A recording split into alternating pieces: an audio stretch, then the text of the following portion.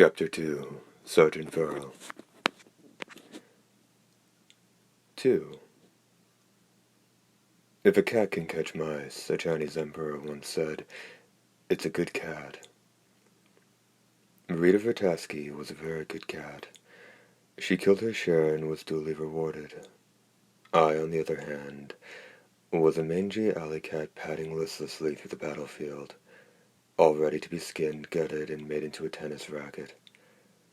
The brass made sure Rita stayed neatly groomed, but they didn't give a rat's ass about the rest of us grunts.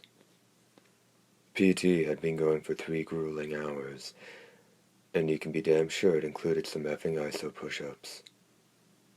I was so busy trying to figure out what to do next, that I wasn't paying attention to the here and now. After half an hour, U.S. Special Forces gave up on watching our tortures and went back to the barracks. I kept from staring at Rita, and she left along with the rest, which meant I was in for the long haul. It was like a software if-then routine. If check flag, Rita joins PT equals true, then end. Else continue routine, effing ISO push-ups. Maybe this was proof that I could change what happened. If I stared at Rita, she'd join the PT, and they'd end it after an hour. The brass had convened this session of PT for no good reason. They could end it for the same. If my guess were right, my cause wasn't necessarily hopeless. A window of opportunity might present itself in tomorrow's battle. The odds of that happening might be 0.1%, or even 0.01.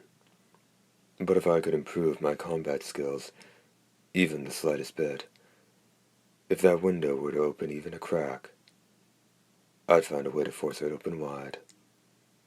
If I could train to jump every hurdle this little track meet of death threw at me, maybe someday I'd wake up in a world with a tomorrow. Next time I'd be sure to stare at Rita during PT. I felt a little bad about bringing her into this. She who was basically a bystander in my endless one-man show. But there really wasn't much of a choice. I didn't have hours to waste building muscle that didn't carry over into the next loop. That was time better spent programming my brain for battle. When the training had finally finished, the men on the field fled to the barracks to escape the sun's heat, grumbling complaints under their collective breath. I walked over to Sergeant Farrell, who was crouched down, retying his shoelaces. He'd been around longer than any of us, so I decided he'd be the best place to start for help on my battle training program. Not only was he the longest surviving member of the platoon, but it occurred to me that the 20% drill sergeant he had in him might just come in handy.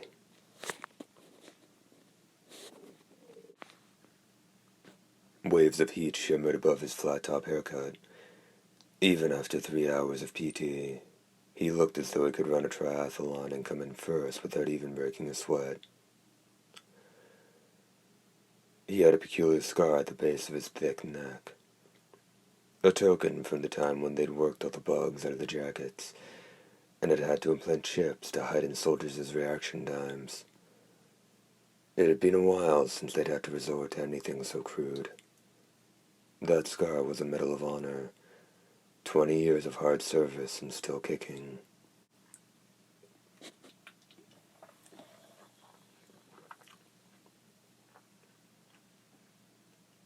Any blisters today?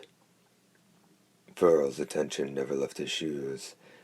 He spoke burst with a roll of the tongue peculiar to Brazilians.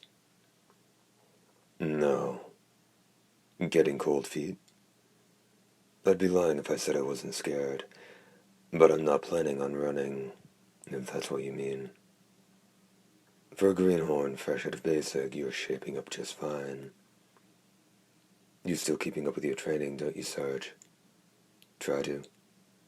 Would you mind if I trained with you? You attempting some kind of humor, Private? Nothing funny about killing, sir. Well, there's something funny with your head if you want to stuff yourself into one of those damn jackets. The day before we head out to die. You want to work up a sweat? Go find a co-ed's dyes to do it in. Farrell's eye stayed on his laces. Dismissed. Sarge, with all due respect, I don't see you running after the ladies. Farrell finally looked up. His eyes were 20mm rifle barrels firing volleys at me from the bunkers, set deep in the lines of his tanned, leathery face.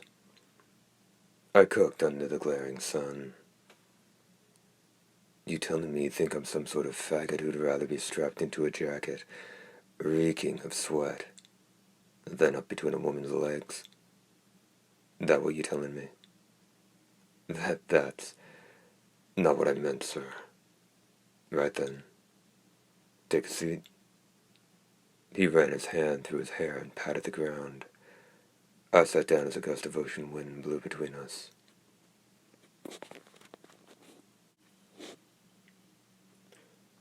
I was on Ishigaki, you know, Farrell began. Must have been at least 10 years ago. Jackets back then were cheap as hell. There was this place near the crotch, right about here, where the plates didn't meet quite right. Rubbed right through your skin. And the places that it scabbed over during training would rub through again when you got into battle. Hurt so bad some guys refused to crawl on the ground. They'd get up and walk right in the middle of a fight. You could tell him it would get him killed, but there were always a few who got up anyway.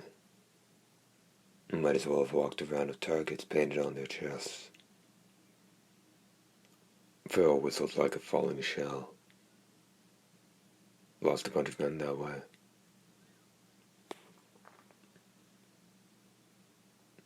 Farrell had a mix of Japanese and Brazilian blood in him, but he came from South America.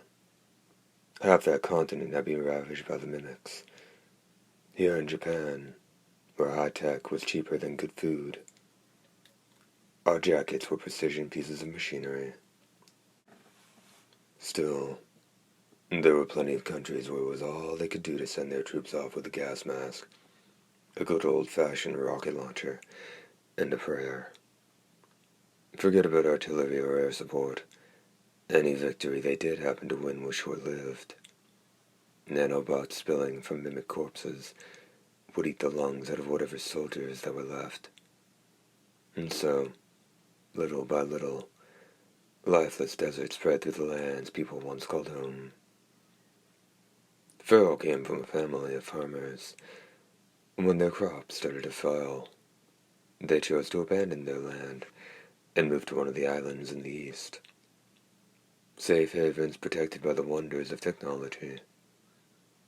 Families with people serving in the UDF were given priority for immigration, which is how Farrell came to join the Japanese Corps.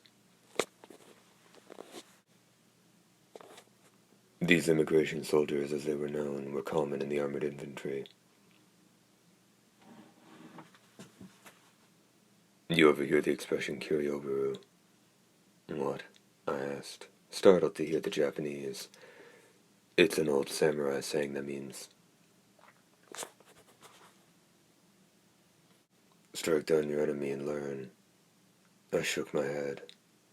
Doesn't sound familiar. Sugahara, Bokuden, Ito, Miyamoto Musashi. All famous samurai in their day. We're talking 500 years ago now. I think I read a comic about Musashi once. Damn kids. Wouldn't know Bokuden from Batman.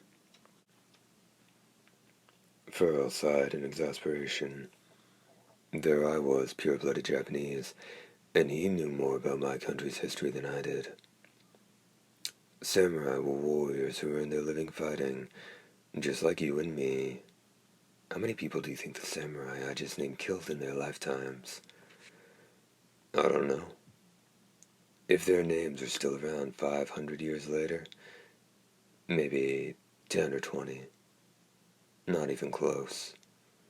The records from back then are sketchy, but the number is somewhere between 3 and 500 each. They didn't have guns.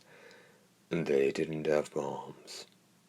Every single man they killed they cut down in hand combat. I'd say that'd be enough to warrant a medal or two. How'd they do it? Send one man to the great beyond each week, then do the same for 10 years. You'll have your 500. That's why they're known as master swordsmen. They didn't kill just once and call it a day. They kept going, and they got better. Sounds like a video game. The more you kill, the stronger you get. That it? Shit, I got a lot of catching up to do.